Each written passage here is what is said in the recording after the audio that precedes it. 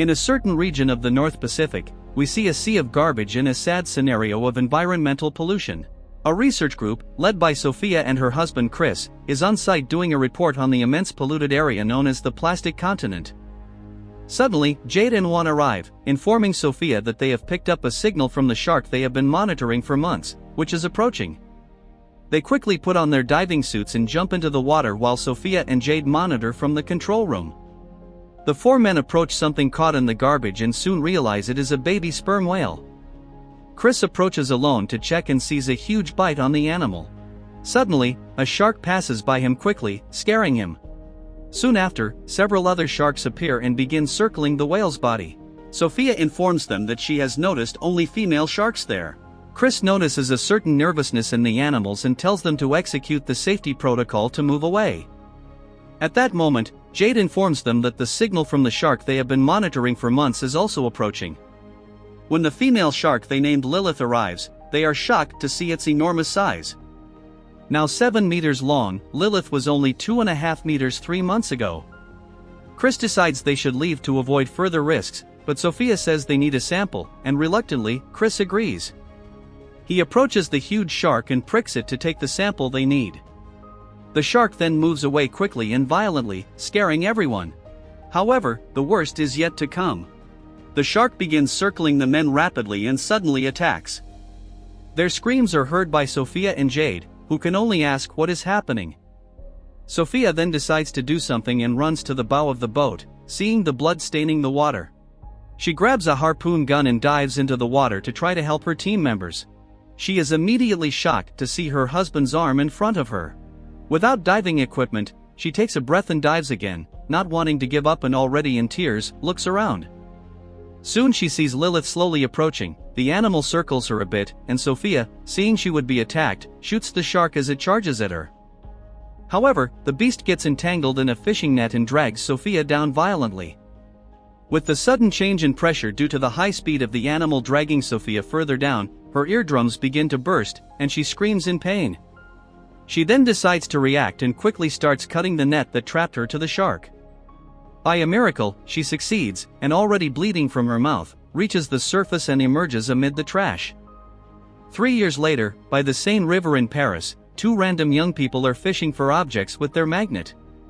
Suddenly, they catch something that frightens them, as it is a bomb. Moments later, we see the city's bomb squad arriving, as the youths called them to hand over the object. Policeman Adil is giving an interview to the press about the find, stating that it is normal to find such things there and that the boys did the right thing by calling them quickly. They are soon called back to the base for a meeting.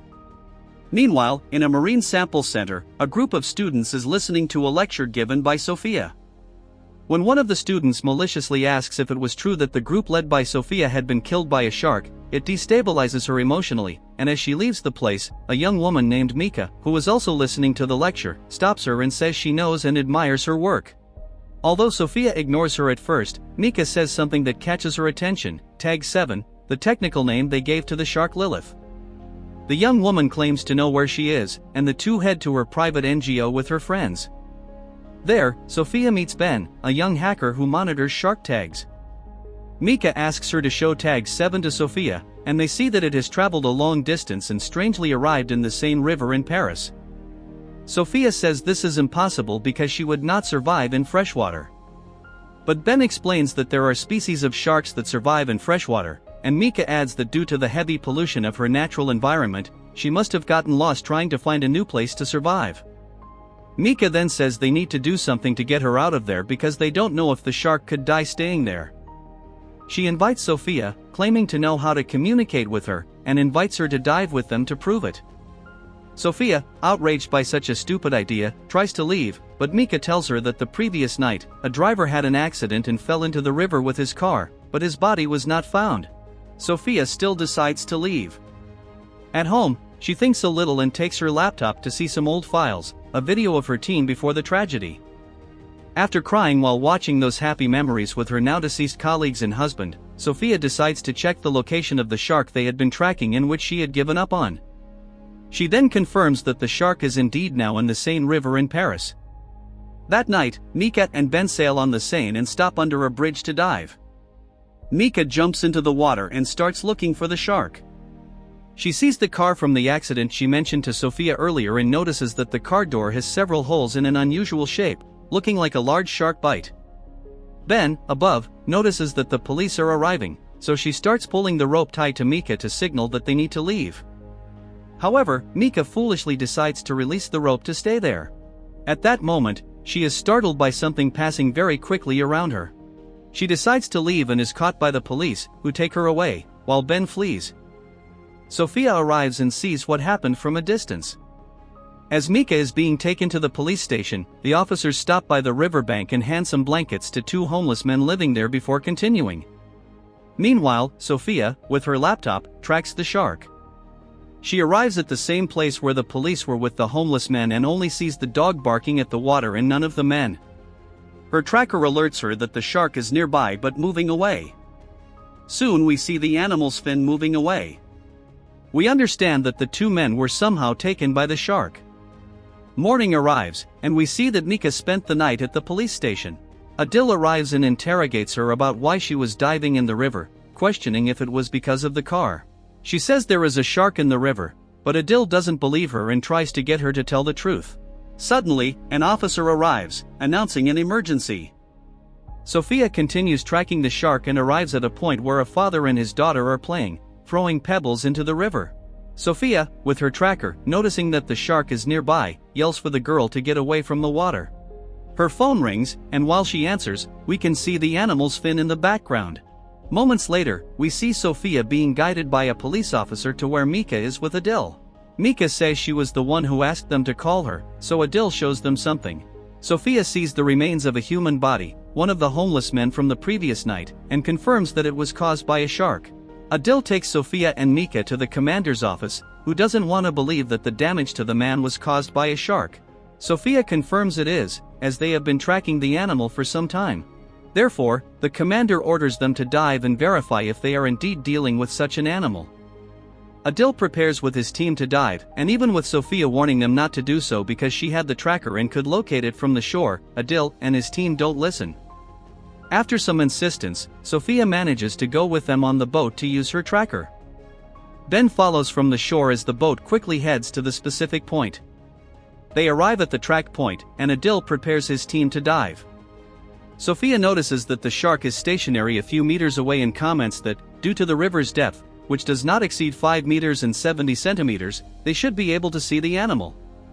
Adil then says that it's because there might not be a shark there, again showing his disbelief in such a thing. Confidently, the team then dives into the water.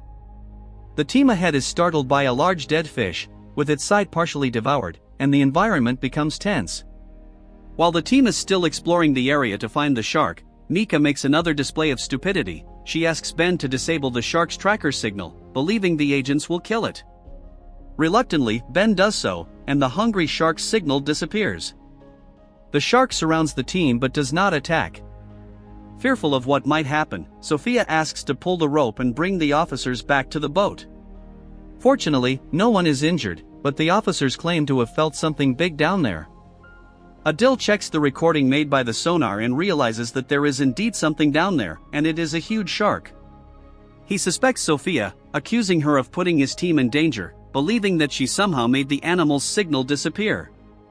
Sophia is upset by this and leaves the boat with a bloody nose, and as she leaves, she sees Mika nearby watching them but then runs off. Finding this behavior strange, Sophia runs after her and follows her to her base.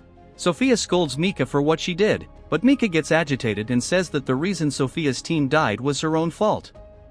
Sophia is again shaken by memories of the past and tells Mika to stay out of it.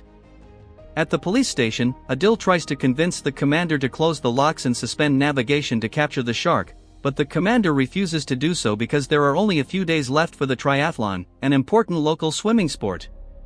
She talks about the weight of having invited journalists from around the world to cover the Olympics on the Seine. She then says they will double the personnel and put a surveillance team in place. That same day, Mika does a live broadcast on her social media, talking about the shark being in the Seine River and that they need to save it. She recalls the issue of human impact on the animal world and that they need to change the world in this regard.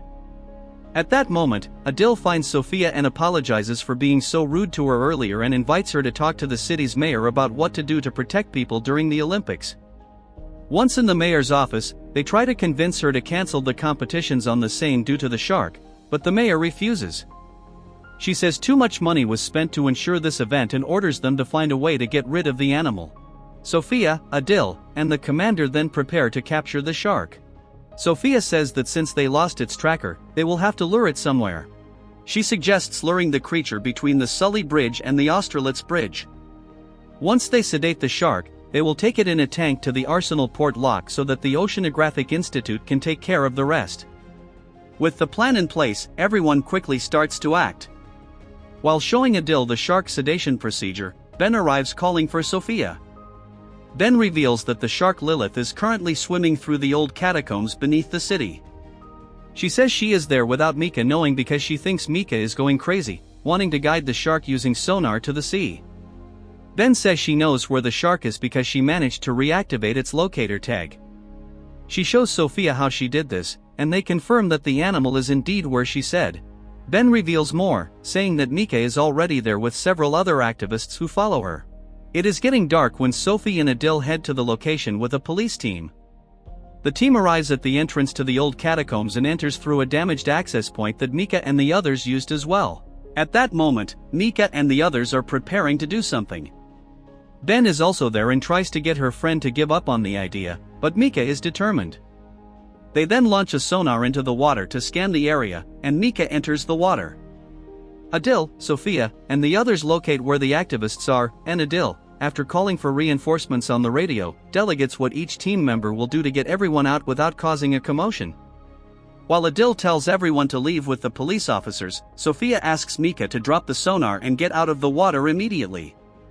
But before she can do anything, the shark arrives and swims slowly around Mika. Everyone is surprised to see a second, smaller fin.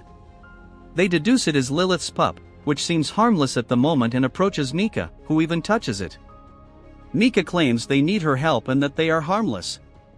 Despite Sophia's insistent pleas for Mika to get out of the water, the girl does not leave. At that moment, the two sharks become agitated and swim rapidly downward. Sophia yells for Mika to get out, saying the shark is going to attack, but the foolish girl still remains.